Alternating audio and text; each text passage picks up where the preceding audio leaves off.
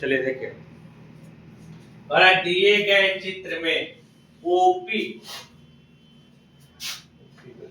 OPQ 14 centimetre मतलब 14 ए से है 14 ए बी है, ठीक, तथा ओपीयू ओक्यू और पीक्यू को व्यास मानकर एक अर्धवृत्त खींचा गया है। पूरा वृत्त यह होता है, इसका आधा पार्ट को अर्धवृत्त बोलते हैं।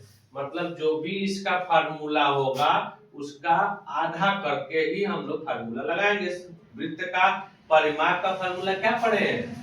2 पाई आर और क्षेत्रफल का पाई आर स्क्वायर। तो जब भी इसका हम लोग निकालेंगे अर्धवृत्त का तो बटा 2 करके निकाल लेंगे, ठीक है, ये अर्धवृत्त का फार्मूला होता है, ठीक।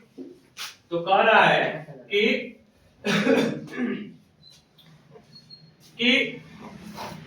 ओपी और ओक्यू और पीक्यू को व्यास मान कर कहोगे सर व्यास कैसे है?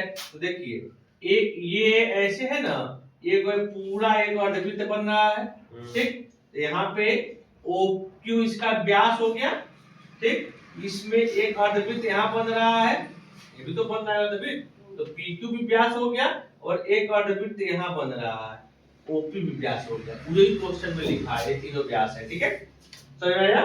अब देखिए, कह रहा है व्यास मानकर अर्धवृत्त खींचे गए हैं, अर्धवृत्त खींचा गया है, तो छायांकित भाग का परिमाप क्या होगा? छायांकित भाग मतलब जो शेडेड रीजन में जो कलर किया गया है, ठीक है। तो परिमाप पूछ रहा है तो लिखेंगे सॉल्यूशन में अर्धवृत्त का परिमाप, अर्धवृत्त का परिमाप बराबर 2 पाई आर होता है पूरे का, लेकिन अर्धवृत्त का बटा 2 बोले हैं करने के लिए, प्लस ये तो पूरा मतलब इस तरह से समझ लीजिए, ये हम इस वाले सर्कल का ले लिए अर्धवृत्त का, एक अर्धवृत्त ये भी बनना है ना, एक इसका ले लिए 2 पाई आर अपॉन 2 और एक इधर का भी बनना है ना, ये भी तो अर्धवृत्त बन रहा है 2 पाई आर अपॉन 2, ठीक है, समझ में आया? 3 बार तो लिए हैं। अब देखिए, अब ये 2 तो कैंसिल हो जाएगा, 2 कट जाएगा ना, तो इसको क्या लेंगे pi R plus pi R plus pi R. अब देखो, अब ये किस सर्कल के लिए है? ये मान लीजिए सबसे बड़ा वाला सर्कल का ले लिए, तो 22/7 गुणे 14 है 28, ये 28 आया, तो कि पूरा रेडियस ले रहा है ना 14 है, ठीक है।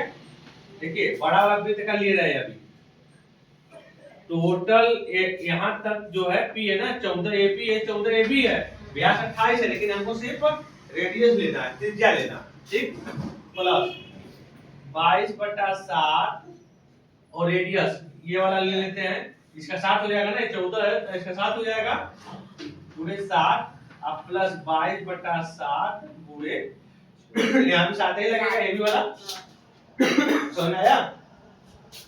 ठीक, अब देखिए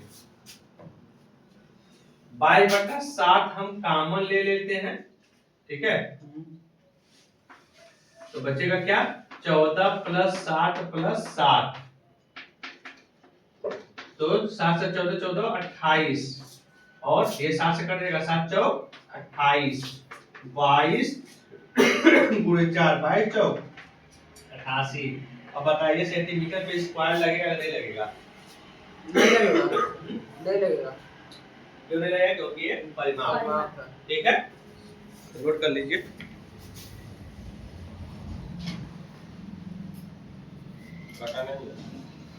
रुक जाओ।